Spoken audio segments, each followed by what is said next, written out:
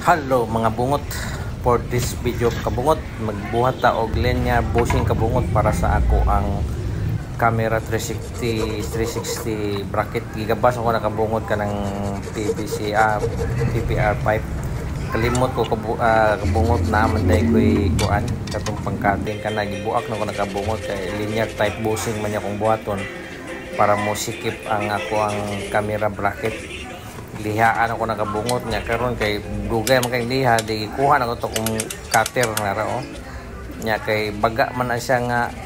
kuan kabungot size nag-cutting na pagkuan na og kuan 1/2 nya butangan ako og kuan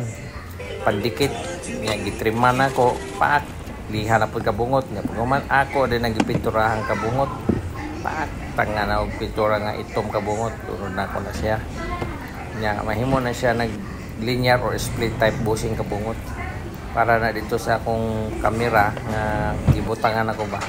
kana diha sa kuan kabungot na iipit na siya kabungot kay dako maning iyang bracket good kana na siya kabungot mao na siya kabungot di fights na duwag lang gamay pero kulang pa na kabungot pero pwede na siya kabungot di na siya magugma kana na lang kabungot.